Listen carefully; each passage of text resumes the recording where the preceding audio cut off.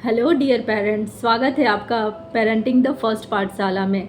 आज का टॉपिक है हमारा कि अपने बच्चों के साथ लाइफ टाइम के लिए स्ट्रॉन्ग बॉन्डिंग कैसे बनाएं। क्योंकि बहुत से पेरेंट्स हैं जिनका ये कंप्लेन आता है कि हमारे बच्चे हमें आंखें दिखाते हैं, मैं कुछ बोलूँ वो तुरंत रिप्लाई करते हैं, मतलब नेगेटिव रिप्लाई करते हैं, डिफेंसिव। और बहुत से पेरेंट्स हैं जो ये भी बोलते हैं कि हमारे बच्चे तो हमें मारते भी हैं। तो क्या ये सच में इसमें बच्चों की गलतियां हैं? कहीं ना कहीं इसके ज़िम्मेदार पेरेंट्स खुद भी हैं, बहुत हद तक। ठीक है, क्योंकि एक स्टोरी में आप लोगों से, बच्चे जो है ना, बच्चे वो हमेशा अपने पेरेंट्स के टच में रहना चाहते हैं। वो हमेशा, क्योंकि वो शुरू से अपने पेरेंट्स के छत्र छाँव में पले हैं, उनके आदी हो गए हैं। बट क्या होता है ना कहीं कुछ गलतियां होती हैं ऐसी जो हमें पता नहीं होता। हम अपने नज़र में सही होते हैं, लेकिन वो बच्चों के व्यू से देखें तो वो गलत है। एक्चुअली एक स्टोरी मैं शेयर करती हूँ, आप बताना कि वहाँ पे कौन सही है और कौन गलत। एक दिन मैं अपने बच्चे को स्कूल छोड़ने गई। वहाँ पे कुछ 7-8 क्लास के बच्चे थे। लेट होने की वजह से स्कूल का गेट बंद हो गया। वो बाहर खड़े थे, मैं उन्हें देख रही थी। मैंने उसमें से एक लड़की को बुलाया और बोला कि बेटा आप घर चले जाओ, क्योंकि अब गेट तो खुलने से रहा, जैसा यहाँ का रूल है, तो आप घर चले जाओ। और बारिश बहुत तेज़ हो रही थी।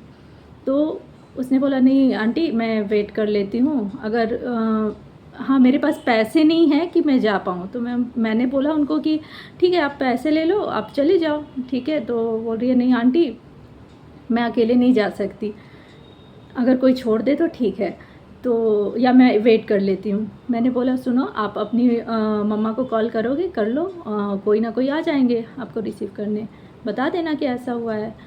तो उसने बोला नो आंटी, मम्मा क्लास ले रही होगी। तो बोले ठीक है, तो पापा को कर लो। तो नहीं, पापा ऑफिस में होंगे। तो फिर मैं कुछ नहीं बोली। फिर थोड़ी देखी तेज़ बारिश हो रही है वो, फिर मैंने बोला ठीक है, आप आ जाओ मेरे पास, वेट कर लो यहीं पे। मैं भी वहाँ तब तक उसके साथ थी, अब अकेली लड़के मैं कहाँ छोड़ के जाऊँ। फिर ठीक है, फिर मैंने उससे बोला कि एक काम करो, अपनी मम्मा को ना मैसेज डाल दो कि मम्मा ऐसा है कि स्कूल का गेट बंद हो गया है, मैं बाहर हूँ, अगर आप मतलब जब भी वो फ़ोन देखेंगी वो आ जाएंगी या कॉल कर लेंगी मेरे नंबर से। तो वो बोल रही है आंटी मैं नहीं करना चाहती, मैं वेट कर लूँगी 2 आवर्स, इसके बाद मैं घर चली जाऊँगी। तो मैंने बोला ऐसा क्यों, आपको तो डर लग रहा है घर अकेले जाने में? तो बोल रही है आंटी अगर कॉल करूँ ना तो अभी मम्मी पापा में झगड़ा हो जाएगा कि मैं ही क्यों जाऊँ लाने, या आप भी जा सकते हो, मैं भी ऑफिस में हूँ, आप भी ऑफिस में हो, तो आप क्यों नहीं जा सकते? तो क्या ये सच में, मैं सुनकर ना बहुत, मतलब मुझे कुछ समझ ही नहीं आया कि मैं क्या बोलूँ। फिर मैंने बोला ठीक है बेटा, आप वेट करो। वो मेरे साथ, मैं खुद वहाँ 2 घंटे वेट की उसके साथ, और वो 2 घंटे वहाँ बैठी रही, उतनी बारिश में भीग रही है, बट नहीं गई। और ना इतना हिम्मत आया उसमें कि अपने मम्मी पापा को कॉल करे।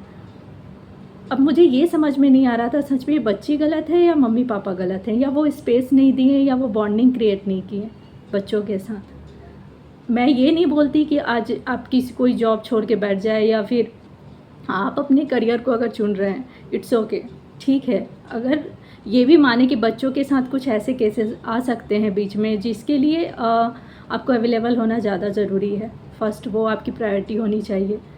आप उसको ऐसा करके रखो कि वो फ्रीली आपको कभी भी कॉल कर ले।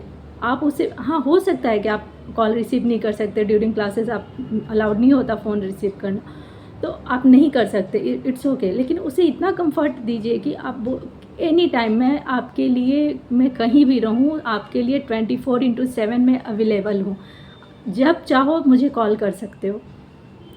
आज शायद उसकी वजह से और पेरेंट्स में आपस में झगड़ा कि मैं ही क्यों जॉब छोड़ूं, मैं ही क्यों ऑफिस छोड़ूं, शायद ये नोक झोंक वो देख के बच्चा खुद में ये मुझे समझ ही नहीं आया। मैं उस बच्ची को देखती रह गई। वो एक समय से पहले मैच्योर लड़की जिसको कुछ समझ ही नहीं आ रहा। मैं स्पीचलेस थी उस समय कि मैं क्या ही रिप्लाई करूँ अब इसको।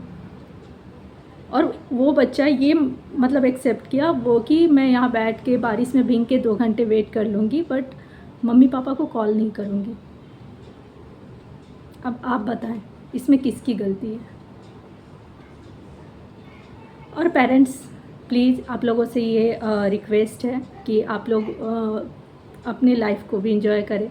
सब चीज़ ठीक है, लेकिन जिस रिस्पॉन्सिबिलिटी से एक बच्चे को आप लाते हैं, तो आप उसको, पहला काम हमारा यही है कि उसके साथ एक बॉन्डिंग सेट करना। एक बहुत ही मतलब ऐसा रहे ना कि एक जो बाउंड्री भी एक सेट करना बहुत ज़रूरी है, और एक फ्रेंडशिप होनी बहुत ज़रूरी है कि बच्चे बेझिझक, उनको ये फील होना चाहिए ना कि ये दुनिया में सबसे कीमती आप हो। इसके बाद कोई चीज़ आपके बाद है, ताकि बच्चे इतने कंफर्टेबल हों कि आपसे कोई बात शेयर करे, एनी टाइम कभी भी दिल करे आपको कॉल कर सके। ये ना कि डर जाए कि मैं मम्मी पापा को कॉल करूँगी, वो झगड़ेंगे, और ये सब शायद होता हो। तो प्लीज़ ये सब हम पे डिपेंड करता है। और बहुत ऐसे स्टोरीज़ हैं जो मैंने मतलब जहाँ मैं चुप सी हो गई, मुझे समझ ही नहीं आया मैं क्या ही बोलूँ। लेकिन ठीक है, आप वर्किंग हो, आप दोनों वर्किंग हो, दोनों अपने जॉब को इम्पोर्टेंस दे रहे हो। क्यों दे रहे हो? खुद के लिए या बच्चों के लिए? अगर जहाँ पे बच्चे हेजिटेट करें आपको कुछ बोलने से, या ये कभी नहीं बोल पाएँ कि हाँ मम्मा आज आज आपकी ज़रूरत है, पापा आपकी ज़रूरत है, तो क्या आपका ये सेल्फ डिपेंड होना, बहुत आगे बढ़ना, क्या ये काम का है? आप बच्चों के लिए कर रहे हो ना, खुद के लिए भी कर रहे हो। लेकिन जब अगर बच्चे के मन में ऐसा सवाल जिस दिन आ गया, आप समझो कि आप सिर्फ खुद के लिए जी रहे हो। आप बच्चों को बस यूं ही लाए हो दुनिया में, और आप उसी समय फेल हो जाते हो जिस दिन आपके बच्चे आपसे डरने लगे कुछ बोलने में। तो ये मुझे हार्डली रिक्वेस्ट है आप सबसे कि प्लीज़ बच्चों के साथ वो बॉन्डिंग क्रिएट करें, और उन्हें ये फील कराएं हमेशा कि मैं आपके लिए हमेशा, हर पल, हर सेकंड अवेलेबल हूँ, और आपकी एक कॉल की ज़रूरत है, मैं तुरंत आपके पास आ जाऊँगा।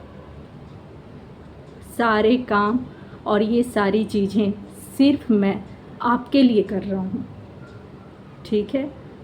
ताकि बच्चे को ये फील हो कि आज मम्मी पापा बाहर जा रहे हैं तो वो मेरे लिए जा रहे हैं, मेरे फ्यूचर के लिए जा रहे हैं, मुझे सिक्योर करने के लिए। वो शायद आपका रिस्पेक्ट ज़्यादा करेंगे इनफैक्ट इस चीज़ों में कि आपस में आप लड़ाई कर रहे हो कि मेरा करियर ज़्यादा इम्पॉर्टेंट है, इनका करियर ज़्यादा इम्पॉर्टेंट है।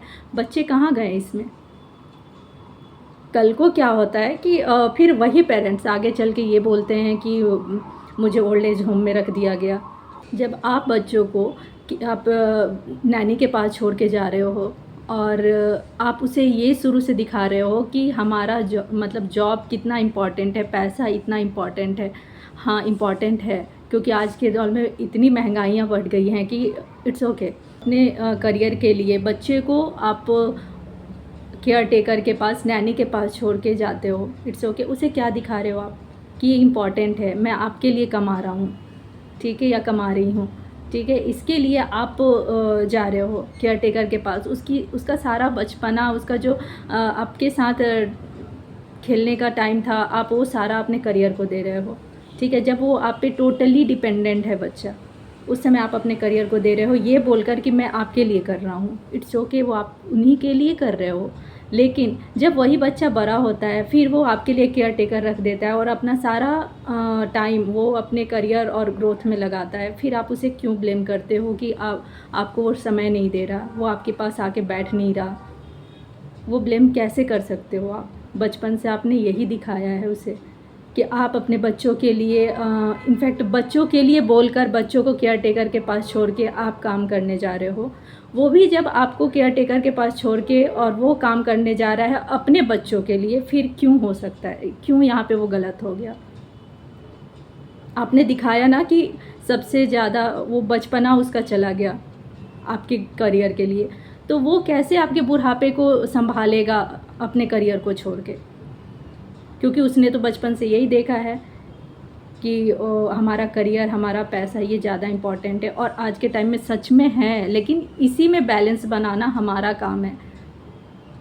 क्योंकि हर चीज़ में बच्चों को ब्लेम देना गलत है, हर चीज़ में बच्चों को ही गलत ठहराना, कहीं ना कहीं हम हैं उसके ज़िम्मेदार और हमारी गलतियाँ हैं।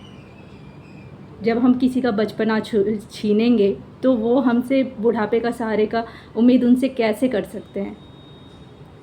तो इसीलिए मैं वो जब स्कूल में ये इंसिडेंट हुआ इसके बाद काफ़ी मुझे रात में नींद भी नहीं आ रही थी इस चीज़ को सोच के कि कैसे उस बच्चे पे क्या, मतलब वो बच्ची 7-8 की बच्ची क्या ही है, लेकिन उसकी बातों में इतनी मैच्योरिटी, आंखों में वो मतलब सैडनेस मैंने देखा, वो से मतलब वो बिना बोले बहुत कुछ बोल रही थी। तो प्लीज़ पेरेंट्स, आप जितना हो सके अपने बच्चों के साथ बॉन्डिंग बनाएं। और मिलते हैं नेक्स्ट वीडियो में, और भी कोई टिप्स जो आपको अच्छी लगे रिगार्डिंग पेरेंटिंग, तो आप प्लीज़ कमेंट सेक्शन में आप वो बोलें और शेयर करें, और हम सब मिलकर एक गुड पेरेंट्स बनने का कोशिश करें। तब तक के लिए बाय, थैंक यू।